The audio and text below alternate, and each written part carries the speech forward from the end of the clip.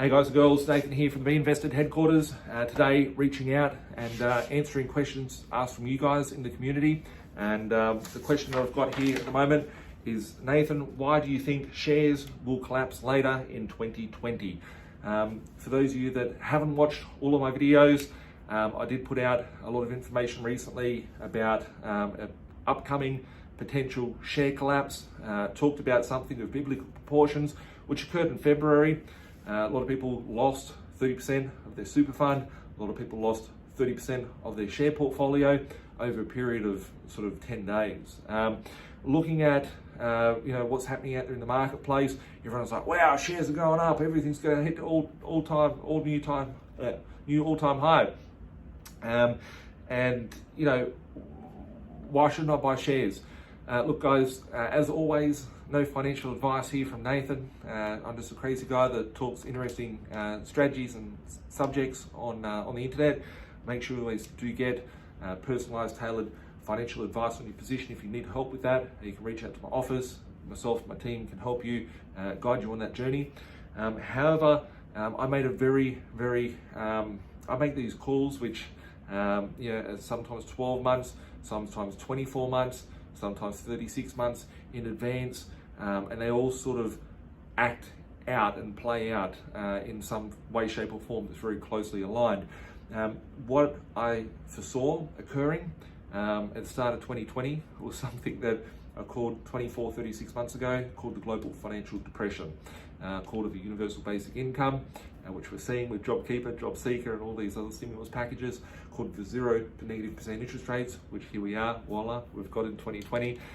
Called for lots of stimulus packages around the property market, which we're seeing at the moment. Called for lots of tax deductions, which obviously we're seeing at the moment. Lots and lots of things that, it wasn't just by fate or by chance that I made these things up that they would occur. It's by looking at, understanding the financial market out there and seeing where currency is created from and the amount of liquidity out there in the system. And we're going through an easing stage in the economy where we've seen over the course of the last 24 months a tightening phase from liquidity. So in an easing phase called quantitative easing, and we've got lots of controls in place to obviously allow for funds to flow and for capital to flow out to the market. There's lots of stimulus packages which are occurring, which do prop up markets and see things hit, sort of great highs.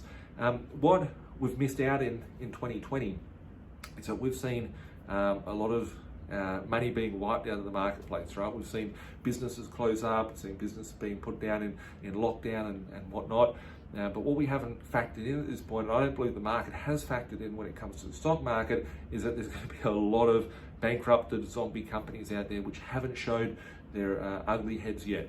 And the reason why I believe somewhere between August, September, October of 2020 that we would see a share market crash globally is because each company out there in the stock market has to do their reporting. So there's a reporting season. So if we look at tax and your accounts, the accounts for these publicly listed companies will be reported on between that period of time. So they do the tax returns in July, August, September. In this period of time, these organizations will start reporting saying, this is our profit and losses for the year.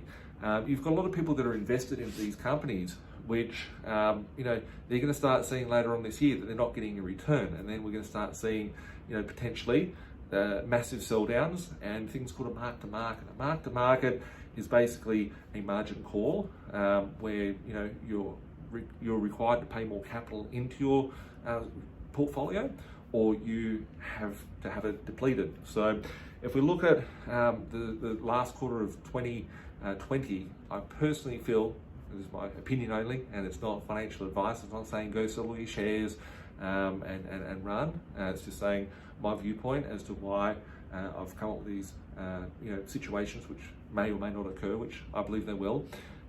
If we look at the reporting of the companies out there, so I've got a shopping centre which is just behind me here. I go over there regular to get food and whatnot.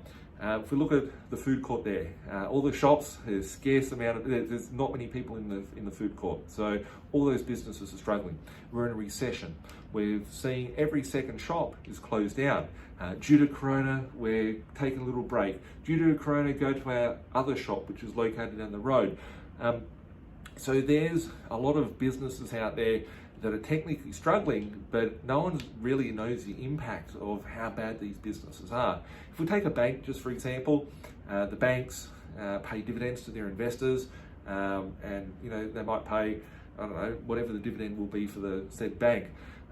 Looking at some of the stats that are out there, I believe that Commonwealth Bank recently in the news said that only about 5% of their home loan borrowers have opted to pause their mortgages.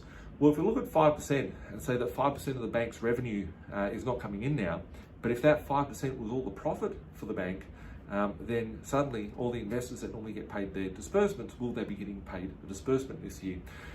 We haven't seen the reports come from the shopping centres. So if we look at Westfields or Stockland or Lendlease or whoever it is in the shopping centre space, how many of those tenants inside of those that are occupying those shopping centres are not paying rent at the moment? How many companies or zombie companies out there? So these are the questions you need to be asking yourself. The movies, have the movies been open for the last 3 months? Right, take 3 months worth of the revenue out for the movies or the entertainment companies out there. What would they look like in the stock market? Looking at travel, tourism, any of those various categories of business, what are the reports going to look like later in 2020 when everyone has to do the reporting? What will happen in the stock market? It is heavily manipulated at the moment. You've got the central banks around the world which have come out very openly in the news saying we're going to buy up the marketplace, we're going to buy up the balance sheets, and we're going to help stimulate the economy basically by buying up all the shares out of the market to put a bottom there so it doesn't completely collapse and fall. What's going to happen? Is it going to be manipulated and the prices are going to go up or higher, or are we going to see a big collapse? Personally, in my view, I believe we're in to see the real after effects of what has occurred, which is the GFD / the Corona scamdemic.